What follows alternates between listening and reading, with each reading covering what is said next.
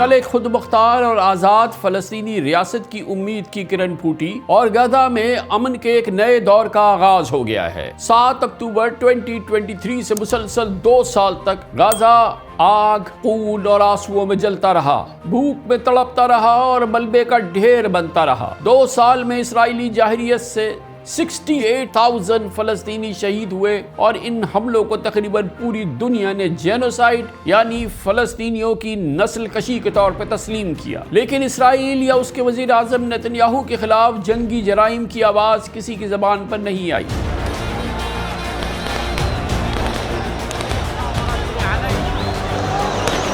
Cease fire جنگ بندی کی حد تک یہ ایک بڑی اہم پیش رفت ہوئی ہے۔ فلسطینیوں نے یہ قربانی اسرائیل سے آزادی کے لیے دی ہیں اور فورن آکوپیشن کے خلاف دی ہیں۔ صحیح معنوں میں اگر امن قائم کرنا ہے تو میں تو ابھی بھی یہی سمجھتا ہوں کہ اس کے لیے فلسطینی ریاست کا قیام وہ ضروری ہے، امپیریٹو ہے۔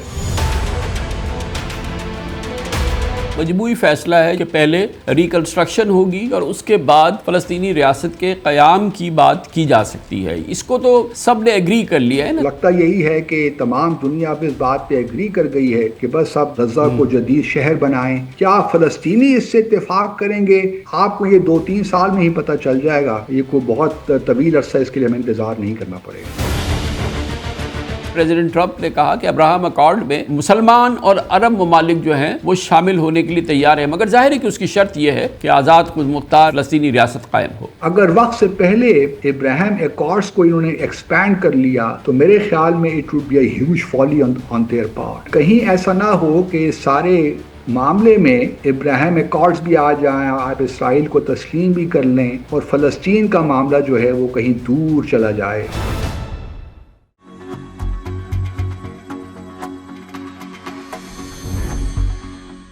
فلسطین گزشتہ 50 سالوں سے مڈل ایسٹ میں اسرائیلی جنگ و جدل اور ظلم و زیادتی کا میدان رہا ہے، لیکن کل مصر کے سیاحتی شہر شرم الشیخ میں امن کے خواب کو تعبیر ملنے کی ایک جھلک نظر آئی ہے۔ کل ایک خود مختار اور آزاد فلسطینی ریاست کی امید کی کرن پھوٹی اور غزہ میں امن کے ایک نئے دور کا آغاز ہو گیا ہے۔ This took 3,000 years to get to this point. Can you believe it? And it's going to hold up too.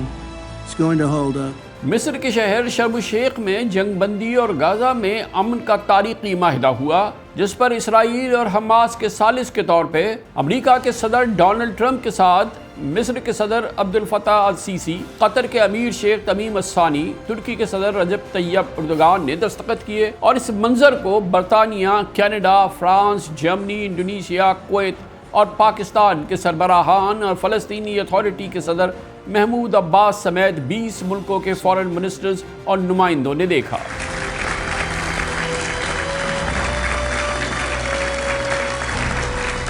بہرحال دیر آیت درست آیت، لیکن یہ امن معاہدہ فلسطین اور خصوصاً غزہ میں اسرائیلی فوج کی 2 سالہ طویل جنگ و جدل کے بعد عمل میں آیا ہے۔ 7 اکتوبر 2023 سے مسلسل 2 سال تک غزہ آگ، خون اور آنسوؤں میں جلتا رہا، بھوک میں تڑپتا رہا اور ملبے کا ڈھیر بنتا رہا۔ This is Gaza. After 2 years of war, homes, schools, whole communities have been reduced to rubble. Counting the number of dead in a war zone with bodies buried under the rubble is difficult. This place alone makes you feel heartbroken. So imagine your house, your memories, your work, your school, your whole world being destroyed. We have all paid with the blood of our hearts, with our memories, our lives, our entire world. About a war that's now almost 2 years old. Navi Pillay, the head of that UN commission, said Israel's policy in Gaza met the legal definition of genocide by, among other things, killing Palestinians and imposing conditions intended to destroy them, like restricting aid. These are the visions of an apocalyptic fever dream of towns reduced to rubble. But this is real life in Gaza today. A patchwork of grey, rubble, dust and destruction.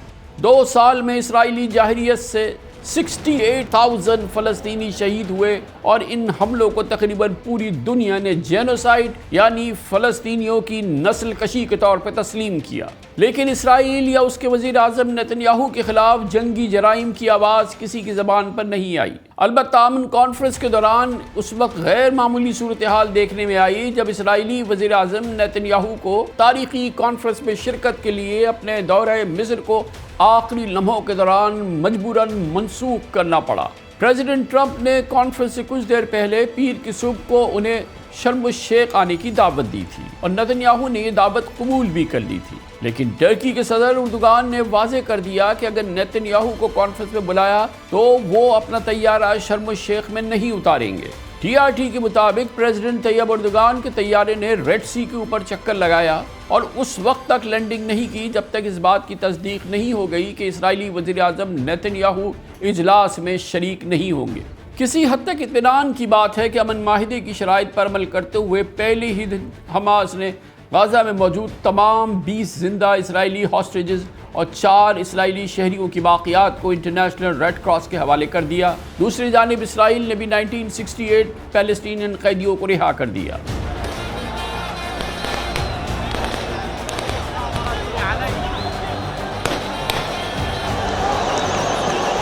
Al Jazeera کے مطابق 154 فلسطینین قیدیوں کو اسرائیلی جیلوں سے رہا کر کے مصر منتقل کیا گیا اور ان قیدیوں میں حماس، الفتح اور اسلامی جہاد کے ارکان بھی شامل ہیں. کل ایک جانب ٹیل اویو کے ہاسٹیجز اسکوائر پر جذباتی مناظر دیکھنے میں آئے تو دوسری جانب فلسطینی قیدیوں کی 38 بسیں غزہ اور ویسٹ بینک پہنچی تو شاندار استقبال ہوا.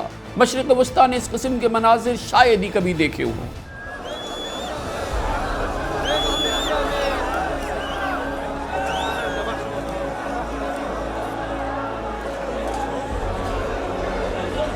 غزہ امن معاہدے میں جنگ بندی سے لے کر حکومت سازی تک اور فلسطین کی تعمیر نو کا ایک منظم خاکہ بھی پیش کیا گیا ہے. اپنی تقریر میں خود پریزیڈنٹ ٹرمپ نے اعلان کیا کہ غزہ کی ریکنسٹرکشن کے لیے دنیا بھر کے امیر ملکوں نے اربوں ڈالر کی امداد کی پیشکش کی ہے. گویا پلان یہ ہے کہ غزہ کو ایک جدید اور ایک ترقی یافتہ شہر بنانے کے لیے رقوم صرف کی جائیں گی. غزہ کو ایک نیا رنگ دیا جائے گا. For the people of Gaza, the focus now must be on restoring the basics of a good life. We're going to have a lot of money coming into Gaza and a lot of rebuilding and building. It's not so much rebuilding, it's really building, cleaning up and building. Pleased to announce that numerous countries of great wealth and power and dignity have come forward to me just today and over the last week to say they want to help in the reconstruction of Gaza, putting up whatever money is necessary. And the money is, of course, it's a lot of money, but it's not much compared to the value or the wealth of these tremendous countries. And they are ensuring stability and success in the Middle East. اگرچہ Trump نے اپنی تقریر میں 2 state solution یا 2 ریاستی حل کا ذکر نہیں کیا، مگر مصر کے صدر سیسی نے امن معاہدے کے اہداف میں 2 ریاستی حل کو بھی شامل کیا. یعنی انہوں نے اس عمل کو فلسطین کی آزاد اور خود مختار ریاست کے قیام کی ایک ابتدا قرار دی. ہم غزہ امن منصوبے کے نفاذ کی حمایت کرتے ہیں اور اس کے لیے پر امید ہیں کیونکہ 2 ریاستی حل ہی وہ واحد راستہ ہے جس کے ذریعے فلسطینی اور اسرائیلی عوام کے جائز مطالبات پورے ہو سکتے ہیں، تنازع کا خاتمہ ہو سکتا ہے اور دونوں قومیں پر امن زندگی گزار سکتی ہیں. اس نقطہ نظر سے جبکہ خطے کے تمام عوام آزاد قومی ریاستوں کے حق سے مستفید ہو رہے ہیں، فلسطینی عوام بھی اس حق سے محروم نہیں رہ سکتے. انہیں بھی اپنی تقدیر کا فیصلہ کرنے، جنگ کے سائے سے پاک مستقبل کی امید رکھنے اور اپنی آزاد ریاست میں رہنے کا یکساں حق حاصل ہے. ایسی ریاست جو امن، سلامتی اور باہمی اعتراف کی بنیاد پر اسرائیل کے ساتھ مل کر پرامن طور پر رہے. اردن کے شاہ عبداللہ نے بھی 2 ریاستی حل کو ہی مڈل ایسٹ میں امن کی گارنٹی قرار دیا. BBC کو اپنے انٹرویو میں ان کا کہنا تھا کہ اگر ہم اسرائیل کے ساتھ عرب اور مسلم دنیا کے تعلقات قائم کرنے کی کوشش نہیں کرتے تو ہماری تباہی یقینی ہوگی. گویا کہ خیال یہ ہے کہ اسرائیل اور عرب دنیا کے درمیان ایک ورکنگ ریلیشن اور قریبی تعلقات قائم ہوں. گویا مجموعی طور پر ایک عالمی اتفاق رائے ہے کہ ابھی نہیں تو آگے چل کے ایک آزاد فلسطینی ریاست کے قیام سے امن کا ماحول جو آج بن رہا ہے وہ دیر پا ہے اور اسی طرح سے دیر پا رہے گا. دلچسپ بات یہ ہے کہ ٹرمپ کے 20 پوائنٹس پر 8 مسلمان ملکوں یعنی پاکستان، سعودی عربیہ، ٹرکی، UAE، انڈونیشیا، قطر، اردن اور ایجپٹ کے حالیہ دنوں میں سامنے آنے والے ریزرویشنز امن کانفرنس میں بالکل بیک گراؤنڈ میں چلے گئے، ان کا کہیں ذکر نہیں تھا۔ 20 پوائنٹس پلان کے عین مطابق غازہ امن معاہدے کے تحت ایک non partisan technocrat interim government بنے گی جو 18 سے 24 مہینوں تک غازہ کا انتظام سنبھالے گی، لیکن سب سے بااختیار international reconstruction and governance oversight board ہوگا، جس کی چیئرمین سابق برطانوی پرائم منسٹر ٹونی بلیئر ہوں گے، اور دراصل اس بورڈ ہی کا غازہ میں پولیٹیکل اکنامک رول ہوگا۔ یہ بورڈ ڈونرز یعنی امریکہ، یورپین یونین اور GCC ملکوں اور جاپان سے غازہ کے لیے امدادی کاموں میں کوآرڈینیشن کرے گا، اور کوارٹرلی رپورٹ گارنٹر کنٹریز یعنی امریکہ، ایجپٹ، قطر اور ٹرکی کو پیش کرے گا۔ سب سے اہم بات یہ ہے کہ یہی بورڈ اسرائیلی پیلسٹینین اتھارٹی اور عرب ملکوں کے درمیان بیک ڈور چینل کا کوآرڈینیشن کا کام بھی کرے گا۔ ہر امریکن پریزیڈنٹ کی طرح یقیناً ٹرمپ بھی پرو اسرائیل سمجھے جاتے ہیں، لیکن ابراہم اکارڈ یعنی عرب ملکوں کی اسرائیل کی ریکگنیشن اور براہ راست تعلقات کے حوالے سے ٹرمپ آئس بریکر کی شہرت رکھتے ہیں۔ غازہ امن کانفرنس کے دوران ایک اہم ڈیولپمنٹ اس وقت سامنے آئی جب پریزیڈنٹ ٹرمپ نے دعویٰ کیا کہ بہت سے مسلمان اور عرب ملکوں نے ان سے ابراہم اکارڈ میں شامل ہونے کی بات کی ہے، یعنی کہ اسرائیل کو تسلیم کرنے کی خواہش کا اظہار کیا ہے، اور اس بات کا کل ٹرمپ نے پبلکلی اعلان کیا۔ We're going to get a lot of people joining the Abraham Accords. We have the 4 great nations that did it early on and they stayed with it. Now a lot of people, even today, they're talking about all joining up. So many people have talked to me about that. So I hope everybody's now joining up. Now we have no excuses. We don't have a Gaza and we don't have an Iran as an excuse. That was a good excuse, but we don't have that anymore. I hope everybody's going to join the Abraham Accord. غازہ امن معاہدے کے تاریخی موقع پر پاکستانیوں کے لیے بھی دلکش لمحات دیکھنے میں آئے جب اسٹیج پہ پریزیڈنٹ ٹرمپ نے پاکستان کی سول ملٹری لیڈرشپ کے لیے خوشگوار جذبات کا اظہار کیا، اور پرائم منسٹر شہباز شریف نے ٹرمپ کی تعریفی کلمات میں کوئی کسر نہیں چھوڑی۔ Prime Minister Sharif of Pakistan, and also I have to say my favorite field marshal from Pakistan, who's not here, but the Prime Minister is here and you're going to give his regards. Where are you? There you go. Thank you very much. Do you want to say what you said to me the other day? Would you like to say what you said the other day? I think it was so nice. Please. I would say that Pakistan had nominated President Donald Trump for Nobel Peace Prize for his outstanding, extraordinary contributions to first stop war between India and Pakistan, and today here in Sharm el-Sheikh achieving peace in Gaza is saving millions of lives in the Middle East. Mr. President, I would like to salute you.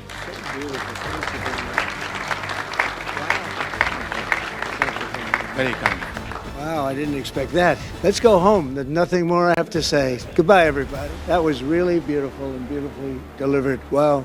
Thank you very much. President Trump کا اپنا خطاب روک کر prime minister Shahbaz شریف کو mic پکڑانا بلا شبہ ایک غیر معمولی واقعہ تھا، اور اگر پاکستان اور امریکہ کی یہ اہم آہنگی آرٹیفیشل اور ٹیمپریری نہیں ہے تو یقیناً اسلام آباد اور واشنگٹن کے تعلقات میں ایک نئی دور کی ایک بار پھر کل عکاسی ہوئی ہے، جس کو کل پوری دنیا نے دیکھا بھی۔ غازہ پیس پروسیس کے حوالے سے ایک غیر معمولی پہلو یہ بھی نوٹ کیا گیا ہے کہ اگرچہ امریکہ اب تک اسرائیل کی کھلی حمایت کرتا آیا ہے، ویسٹرن ورلڈ کی اسرائیل سے دوستی بھی سب جانتے ہیں، لیکن یونائٹڈ نیشنز کے حالیہ اجلاس میں اسرائیلی پرائم منسٹر نیتن یاہو کی تقریر سے بڑے پیمانے پر واک آؤٹ کیا گیا، اور کل غازہ امن کانفرنس میں نیتن یاہو کی شرکت کو ٹرکی کے صدر اردوغان نے پیس پروسیس کی توہین قرار دے کے ان کو روک دیا، اور امریکہ یا یورپین یونین نے اس کی مخالفت بھی نہیں کی۔ گویا 2 سالہ جنگ میں اسرائیل کی انپرووکڈ ایگریشن نے یا بلا اشتعال جارحیت اور 68,000 پیلسٹینین کی شہادت نے اسرائیل کی عالمی برادری میں وقت کم کر دی ہے۔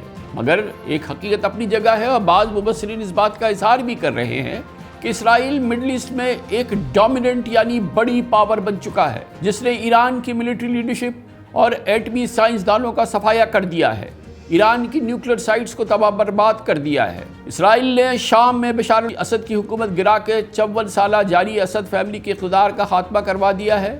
اسرائیل نے حماس اور حزب اللہ الفتح کی قوت کو پارا پارا کر دیا ہے۔ قطر پر حملہ کر کے مشرق وسطیٰ میں امریکی تحفظ کا بھانڈا پھوڑ دیا ہے۔ گویا اسرائیل نے مڈل ایسٹ میں خود کو سب سے مضبوط قوت کی حیثیت سے منوا لیا ہے۔ چلے اگر اسرائیل کی مشرق وسطیٰ میں مڈل ایسٹ میں قوت کو تسلیم کر کے فلسطین کی آزاد ریاست کا قیام ممکن ہو جاتا ہے تو شاید ہم سب بہت سارے لوگوں کے نزدیک یہ کوئی بہت بھاری قیمت نہیں ہوگی۔ مشرق وسطیٰ میں امن، عالمی امن اور اس کے لیے کل کی جو ڈیولپمنٹ ہے اس پر ہم تفصیل سے بات کریں گے اور اس کا ہم جائزہ لیں گے۔ ہمارے ساتھ موجود ہیں محترم عبدالباسط، پاکستان کے سابق سفیر ہیں، خارجہ امور کے ممتاز تجزیہ کار ہیں، ہمارے ساتھ موجود ہیں۔ بہت بہت شکریہ عبدالباسط، آپ نے ہمیں جوائن کیا ہے۔ ہر لحاظ سے تاریخی ڈیولپمنٹ تو ہے، چاہے اس کے نتیجے میں عالمی امن قائم ہوتا ہے یا نہیں ہوتا ہے، لیکن مشرق وسطیٰ کی حد تک ایک عام طور پہ تاثر یہ ہے کہ چاہے اس کے پیچھے ظاہر ہے کہ شاید 67,000 نہیں تو اس سے بھی زیادہ فلسطینیوں کا خون ہے، مگر بہرحال امن کی ایک لکیر کھچی ہے۔ جی بہت شکریہ کمال خان صاحب، یقیناً ایک اہم دن تھا اور اس کے نتیجے میں جو جنگ بندی ہوئی ہے غزہ میں وہ بھی اپنی جگہ ہمارے لیے خوشی کا باعث ہے، کیونکہ پچھلے 2 سالوں سے ہم دیکھ رہے تھے کہ فلسطینیوں کا خاص طور پہ غزہ میں جو حال ہو رہا تھا وہ ہم سب کے سامنے، اور آپ نے بڑی خوبی کے ساتھ بیان بھی کیا، تو اس لحاظ سے تو بڑی خوشائند ڈیولپمنٹ ہے گزشتہ روز کی، اور ہم امید کرتے ہیں کہ اب معاملات کچھ آگے کی جانب ہی جائیں گے، اور صحیح معنوں میں اگر امن قائم کرنا ہے تو میں تو ابھی بھی یہی سمجھتا ہوں کہ اس کے لیے فلسطینی ریاست کا قیام وہ ضروری ہے، امپیریٹو ہے۔ اب وہ ہوتا ہے نہیں ہوتا، کب ہوتا ہے، یہ ایک بہت بڑا سوال ہے ہم سب کے سامنے، لیکن بحیثیت اگر دیکھیں کل کے واقعے کو دیکھیں اور کل کی جو سمٹ ہوئی ہے اس کو دیکھیں تو سیز فائر جنگ بندی کی حد تک یہ ایک بڑی اہم پیش رفت ہوئی ہے۔ اور تو اب جو منظر نامہ عبدالباسط صاحب آپ کو نظر آ رہا ہے، یقینی طور پہ اسرائیل فلسطین کے خود مختار آزاد ریاست کے قیام میں اس معاہدے میں بھی ہے کہ ابھی اس کو فوری طور پہ سامنے نہیں رکھا گیا ہے، یہ ٹاپ پرائرٹیز میں نہیں ہے، یہ پہلی ترجیح نہیں ہے، لیکن پہلی ترجیح بہرحال ہے کہ غزہ کی تعمیر نو اور اس کے لیے پوری دنیا اپنے ریسورسز کو اکٹھا کرے اور غزہ کو ایک نیا جنم دے، اور وہ جگہ جو کہ کشت خون رہا ہے، جہاں پہ دسیوں ہزاروں لوگوں کا قتل ہوا ہے، جس سے کہ مشرق وسطیٰ کا امن تار تار ہوا ہے، وہاں پر ایک مثال کے طور پہ جدید شہر کا قیام ہوتا ہے، تو پوری دنیا کے لیے بھی بہرحال یہ ایک امپورٹنٹ راستہ کھلے گا کہ ایک عالمی امن کا راستہ بنے۔ دیکھیے ساری چیزیں ایک دوسرے سے کنیکٹڈ ہیں، ان دا سینس کہ اگر یہ ریویرا بھی بن جاتا ہے، نیا جدید شہر بھی بن جاتا ہے، لیکن اگر آپ کو جو فلسطینی ریاست کا جو الٹیمیٹ آبجیکٹو ہے اس سے دور لے کر جاتا ہے تو میرا نہیں خیال کہ فلسطین اس کے حق میں ہوں گے۔ فلسطینیوں نے یہ قربانی کوئی نیا شہر بنانے کے لیے تو نہیں دی، یہ قربانیاں تو انہوں نے اسرائیل سے آزادی کے لیے دی ہیں اور فورن آکوپیشن کے خلاف دی ہیں۔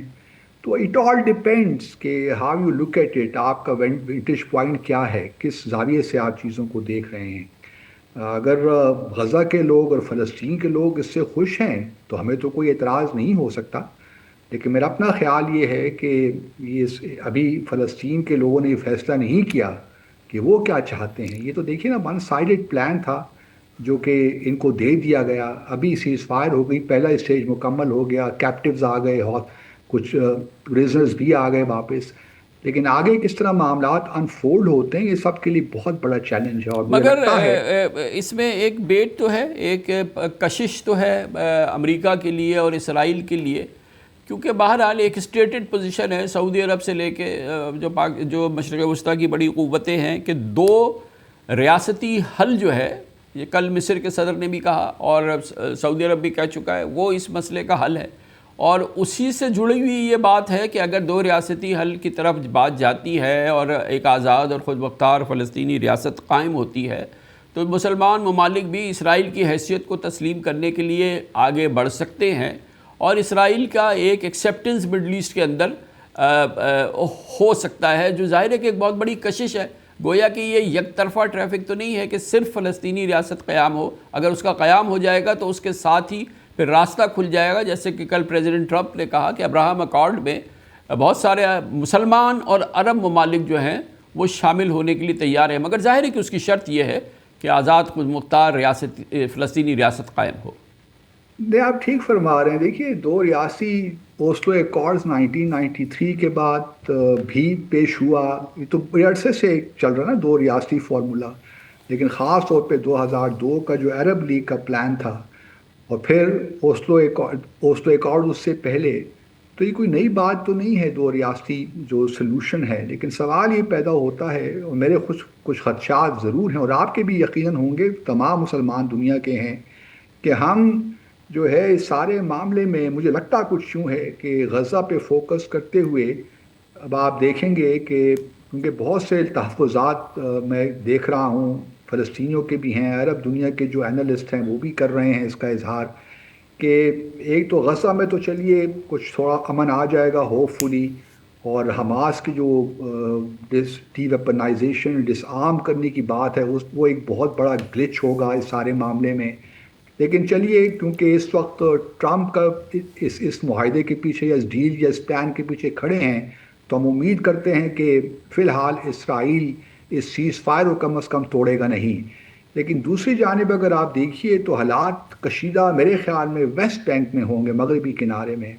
وہاں پہ جس طریقے سے یہودی بستیاں بنائی جا رہی ہیں, اور جس طریقے سے ویسٹ بینک کو ایسٹ جیروسلم سے الگ کیا جا رہا ہے, E1 جو پروجیکٹ ان کا ہے جس میں تقریباً 3500 یونٹس بنائے جا رہے ہیں, تو وہ اب فوکس اسرائیل کا ویسٹ بینک کی جانب ہے, اور یہ بھی ہو سکتا ہے کہ وہ اس کو انیکس بھی کر لے. لیکن یہ سارے معاملات ابھی بہت گمبھیر ہیں کامران خان صاحب, اس لیے ڈپینڈ یہ کرتا ہے کہ مسلم دنیا اور خاص طور پہ خلیجی ممالک کس طرح اس کو لیتے ہیں.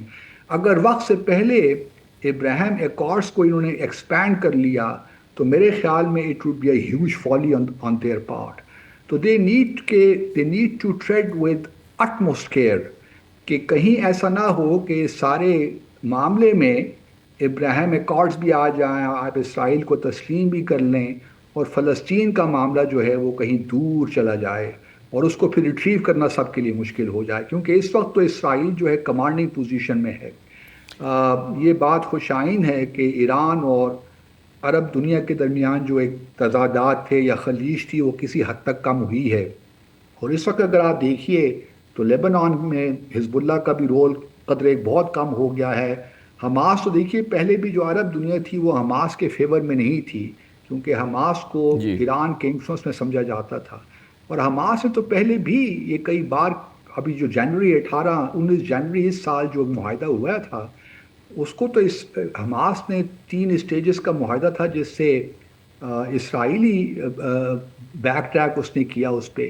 تو میں سمجھتا ہوں کہ بھی معاملات بڑے گھمبیر ہیں, اور اس کو پیس معاہدہ بھی نہیں کہنا چاہیے, بھی غلط اصطلاح ہے جو ہم استعمال کر رہے ہیں.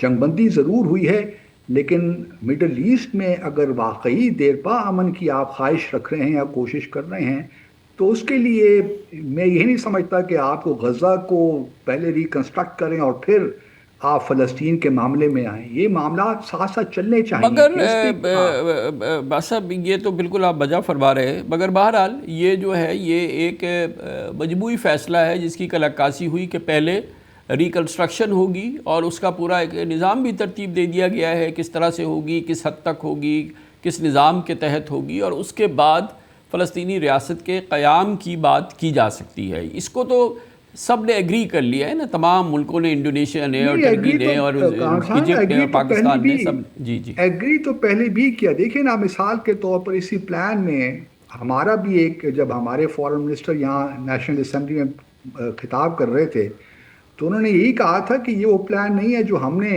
ڈسکس کیا تھا پریزیڈنٹ ٹرمپ کے ساتھ نیو یارک میں, یہ تو بالکل تبدیل ہو گیا ہے, اس میں بہت سی ایسی شقیں آ گئی. مگر سر آپ نے دیکھا نا کہ وہ جو تحفظات کا اظہار کیا جو کہ اسحاق ڈار صاحب نے, جس کا پاکستان کی پارلیمنٹ میں ذکر کیا, باقاعدہ پریس کانفرنس وغیرہ کی اس کی, اور بہت ہی ایک پوزیشن لی کہ جی کہ یہ جو پیس پلان ہے ٹرمپ کا 20 پوائنٹس پلان, یہ وہ نہیں ہے جو کہ ہم سے بات ہوئی تھی, ہم سے ایگری کی تھی. وہ بات گئی, وہ رات گئی, وہ بات گئی, اس کے بعد نہ کوئی ذکر ہے اس کا, نہ کسی اور ملک نے اس کا ذکر کیا. کل سب وہاں جا کے کھڑے ہو گئے, سب نے اس کو تالیاں بجائیں اور اس کو تاریخی قرار دے کے سینے سے لگا لیا. تو وہ تو میرے خیال میں پبلک اوپینین کے لیے ساری باتیں پبلک میں کی جاتی ہے, آپ مجھ سے زیادہ سمجھتے ہیں. تو وہ رات گئی, بات گئی. نہیں، رات گئی بات تو ایکچولی فلسطین کا دیکھیے جہاں تک معاملہ ہے، پچھلے کئی سالوں سے ہم یہی باتیں سن رہے ہیں کہ بس ابھی امن ہوا چاہتا ہے مڈل ایسٹ میں. مجھے صرف معاملہ یہ ہے کہ اس وقت اسرائیل بڑی طاقتور پوزیشن میں ہے. اس نے جو کر دکھایا ہے، سیریا میں حکومت تبدیل ہو گئی، لیبنان میں ایران کا جو نیوکلیئر پروگرام ہے اس کو بھی بڑی حد تک ڈیسیمیٹ کر دیا.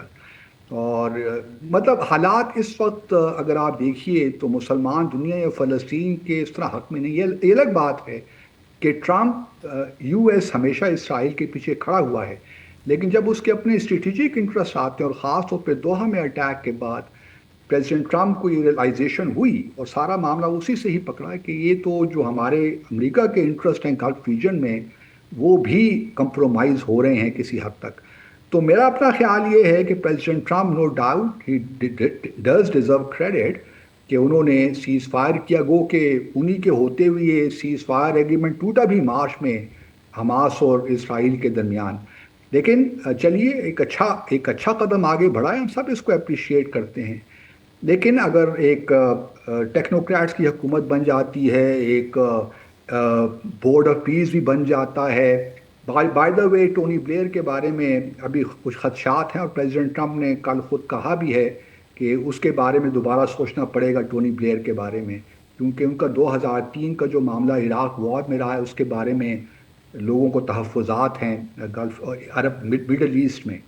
تو ابھی پھر اس کے بعد انٹرنیشنل اسٹیبلائزیشن فورس، یہ ایک بہت بڑا معاملہ ہوگا، کیونکہ اب ساری ذمہ داری اسرائیل نے ڈال دی ہے انٹرنیشنل اسٹیبلائزیشن فورس اور بورڈ آف پیس پہ. اب یہ حماس کس حد تک اپنے آپ کو ڈسارم کرتا ہے یا کرنا چاہتا ہے یا کرے گا، یہ ایک بہت بڑا سوال ہے میرے خیال میں، اور یہی کہیں نہ کہیں مجھے لگتا ہے کہ امپیڈیمنٹ بنے گا اس سارے معاملے میں. اب یہ بھی فرمائیے گا کہ مشرقی وسطیٰ میں مجموعی طور پہ جو golf cooperation council GCC countries ہیں، جو کہ ظاہر ہے کہ اس پورے معاملے کے سب سے بڑے بیکرز ہیں، سب کچھ سب سے بڑی سپورٹ ہے، وہاں پر یہ یرننگ شاید بہت ہی زیادہ ہے کہ اب امن قائم ہونا چاہیے. اور اب جو یہ مشرق وسطیٰ میں جو یہ جنگ و جدل کی آگ جاری رہی ہے کئی دہائیوں تک، یہ بند ہونی چاہیے. تو اب اور دوسری جانب آپ کو معلوم ہے کہ عسکری طور پہ حماس اور حزب اللہ اور اس تمام مزاحمت کی کمر تو ٹوٹ چکی ہے، تو اس لیے اب ویسے بھی شاید آپشن نہیں ہے کوئی اور امن کے علاوہ. دیکھیے بات تو آپ ٹھیک، جو معروضی حقائق ہیں، زمینی حقائق ہیں، اگر ان کو سامنے رکھا جائے تو آپ بالکل درست فرما رہے ہیں کہ اس وقت ایون جو فلسطین کی اپنی مزاحمت ہے وہ بھی کمزور ہو گئی ہے، اور فلسطین کی ریاست کا جو معاملہ ہے وہ بھی کافی حد تک کمزور ہو گیا ہے. اس میں تو قطعاً کوئی شک نہیں ہے، اور لگتا یہی ہے ظاہراً کہ جی اب بس اسرائیل کی ٹرمز پہ ہی کچھ بات ہو جائے، باقی مسلمان دنیا بھی ابراہیم ایکارڈز میں شامل ہو جائے، اور انٹرنیشنل اسٹیبلائزیشن فورس ایک ٹرسٹی شپ بنا دی جائے غزہ کے معاملے میں. لیکن کیا فلسطینی، میرا صرف سوال یہی ہے کہ اگر فلسطینی اس سب چیزوں سے ایگری کرتے ہیں اور وہ اپنے آپ کو ری آرگنائز کر کے دوبارہ اپنی اسٹرگل نہیں کرتے، پھر تو ٹھیک ہے. اگر وہ سب کچھ یہ مان لیتے ہیں کہ بس یہی حل ہے جی، تو پھر بہت اچھی بات ہے. لیکن میرا اپنا خیال یہ ہے کہ فلسطینی کبھی اپنی جدوجہد کو ختم نہیں ہونے دیں گے، اور وہ کہیں نہ کہیں اپنے آپ کو ری آرگنائز کریں گے، اور یہ معاملہ اس طرح ختم نہیں ہوگا جس طرح دنیا شاید سمجھ رہی ہے. گو کہ ہماری سب کی خواہش تو یہی ہے کہ امن رہے اور پولیٹیکل ڈائلاگ کے ذریعے معاملات آگے جائیں. لیکن اس وقت 7 اکتوبر کے بعد اگر آپ دیکھیے کچھ اوپینین پولز میں اسرائیل کے بھی دیکھ رہا تھا، وہاں جو پہلے 2 ریاستی فارمولہ پہ تھوڑا بہت ایک اپروول ریٹنگ زیادہ تھی یا اس کو ایکسیپٹنس زیادہ تھی، وہ بھی اب بہت کم ہو گئی ہے. دوسری جانب اگر آپ اسرائیلی کا میڈیا پڑھیں یا دیکھیں تو وہاں پہ یہ لگتا ہے کہ اب 1 اسٹیٹ سلوشن کی بات ہو رہی ہے. دیکھیے جو پیسفل کو ایگزسٹنس کی بات اس پلان میں کی گئی ہے نا، 20 نکاتی پلان، وہ بڑا انٹرسٹیو ہے. اس سے معلوم ہوتا ہے کہ پریزیڈنٹ ٹرمپ کیا سوچ رہے ہیں اور کس طرف معاملات جائیں گے. تو پیسفل کو ایگزسٹنس ہی ہوگا. اس کیا نتائج نکلتے ہیں وہ اب عبدالباسط صاحب اس پورے قضیے میں ایک بہت بڑا یہ عالمی قضیہ ہے اور بہت ہی پوری دنیا کی نگاہیں اس پہ مربوط تھی. تو اس موقع پہ پاکستان نے اپنے کارڈ بظاہر مہارت سے کھیلے. نہیں، پاکستان نے اپنے آپ کو صحیح پوزیشن کیا، کیونکہ ہم تو ہمیشہ سے دیکھیں نا عرب لیگ کے پروپوزل کو بھی تسلیم کرتے رہے، اور ہمارے لیے کوئی ضروری نہیں ہے کہ ہم ہر چیز میں لیڈ لیں. تو فلسطین کا معاملہ گو کہ ہمارے لیے مذہبی اعتبار سے بڑا امپورٹنٹ ہے، ایک سینٹیمنٹ ہے پاکستان کے لوگوں کا، اور گورنمنٹ آئی ایم شور کہ تھوڑا سا محتاط طریقے سے آگے چلے گی، ان دا سینس کہ اب تک تو ٹھیک ہے، آپ نے پریزیڈنٹ ٹرمپ کو بھی اپنے ساتھ رکھا ہوا ہے، ان دا سینس کہ ہی اپریشیٹس آر پالیسیز، اور اس کانٹیکسٹ میں اگر ہمیں مدعو بھی کیا گیا پہلے نیو یارک میں ٹرمپ کے ساتھ میٹنگ میں، تو ہمارے لیے ایک آنر ہے پاکستان کے لیے، اس میں قطعاً کوئی شک نہیں ہے. لیکن سوال یہی پیدا ہوتا ہے کہ فلسطین کا معاملہ یہ بھی یاد رہے کہ کوئی جموں اور کشمیر کے تنازع کے ساتھ بھی کسی نہ کسی حد تک حق خود ارادیت کے تحت جڑا ہوا ہے. تو ہمیں کوئی ایسا اقدام نہیں کرنا جس سے یہ محسوس ہو کہ ہم فلسطینیوں کی جو جدوجہد ہے حق خود ارادیت کے لیے، اس کے خلاف کوئی ہم فلسطینیوں عرب دنیا کے ساتھ کھڑے ہو گئے ہیں اور ہمارا بھی وہی مدعا ہے جو ان کا ہے. تو لہٰذا اس میں کمپلیکیشنز بہت ہیں کامران خان صاحب. مگر سر وہ بالکل آپ کی جو اصولی بات ہے کہ چولی دامن کا ساتھ ہے ہمارے فلسطین کے معاملات کی اور حق خود ارادیت کی اور کشمیر پہ ہماری پوزیشن کی، مگر سب سے بڑی بات یہ ہے کہ حق خود ارادیت کی تحریک تو زندہ و جاوید رہے نا. میں فلسطین کے کانٹیکس میں بات کر رہا ہوں، یقیناً کشمیر میں زندہ و جاوید ہے، مگر یہ ہونا بھی بہت ضروری ہے نا. یہی بات ہے جس میں نے شروع میں کہا نا، اگر یہ سارا سیز فائر، یہ پلان آپ کو فلسطینی ریاست کے قیام کی طرف لے کر جاتا ہے، پھر تو بہت اچھا ہے، we would all welcome it. لیکن ابھی بہت سے لوگوں کے خدشات یہی ہیں کہ شاید یہ جو سیز فائر پلان ہے، یہ پلان ہے ٹرمپ صاحب کا، یہ آپ کو اس جانب لے کر نہیں جائے گا. کیونکہ جو پہلا پوائنٹ اگر آپ دیکھیے اس پلان کا، تو اس میں ہے D radicalisation of Ghazan people. اب ڈی ریڈیکلائزیشن تو ایک جنریشنل پروسیس ہے، اور ڈی ریڈیکلائزیشن سے مراد کیا ہے؟ کیا وہ اینٹی اسرائیل جو فورن آکوپائر ہے اس کے خلاف اپنے نفرتیں چھوڑ دیں؟ تو یہ ایک لانگ ٹرم پروسیس ہے. اب اگر آپ اس کانٹیکس میں دیکھیے تو لگتا یہی ہے کہ تمام دنیا اب اس بات پہ ایگری کر گئی ہے کہ بس اب ریویرا بنائیں، غزہ کو جدید شہر بنائیں. کیا فلسطینی اس سے اتفاق کریں گے؟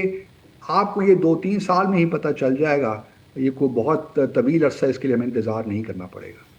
بٹ 50-50 ہے نا سر، کہ 50 اگر ہم بیسٹ کیس سینیریو بھی دیکھیں کہ بھائی رچ بس جائیں گے اور بولیں گے کہ بس اب امن ہے، آگے بڑھو، اور حد سے حد یہ 50% لوگ یہ کہیں گے کہ یار دوبارہ اسلحہ اٹھاؤ، ڈھونڈو، پھر لڑو، پھر مرو، یا پھر جنگ و جدل کا سامان ہو.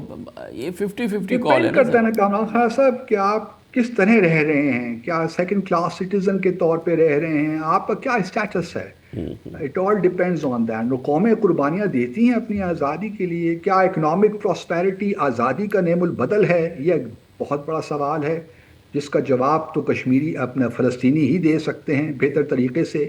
لیکن یہ بات ضرور ہے کہ اسرائیل کا جو اس وقت موڈ ہے وہ قطعاً نہیں لگتا کہ وہ 2 ریاستی یا فلسطین کی ریاست قیام کی طرف جائے گا. وہ ہر ممکن کوشش کرے گا. اگلے سال انتخابات ہیں اسرائیل میں. اب دیکھنا یہ ہے کہ کیا بن نتنیاہو دوبارہ منتخب ہو کے آتے ہیں، وہاں پہ کس قسم کی حکومت بنتی ہے، کیونکہ ٹریڈیشنلی اسرائیل میں کوalition گورنمنٹ ہی بنی رہتی ہیں، اور جو فار رائٹ کے لوگ ہیں، بن گویر ہیں یا سموترچ ہیں، ان کی کیا پوزیشن ہوتی ہے. تو ابھی میرے اپنے خیال میں ابھی یہ کچھ عرصہ چلے گا معاملہ، اور شاید ٹیکنوکریٹس کی حکومت بھی بن جائے. اس میں دیکھنا یہ ہے کہ حماس کو کتنا رول دیا جاتا ہے، کیا مشاورت کی حد تک. تو ابھی سوالات تو بہت ہیں، لیکن ٹرمپ کے ہوتے ہوئے شاید یہ جو پلان ہے یہ کسی طرف پہنچ جائے. لیکن یہ ضرور ہے کہ لانگ ٹرم میں مجھے لگتا ہے کہ سارے پلان سے فلسطین کی ریاست کو جو قیام کا معاملہ ہے وہ کسی حد تک بیک گراؤنڈ میں چلا گیا ہے. بڑی نوازش. بہت بہت شکریہ محترم عبدالباسط ہمارے ساتھ تھے.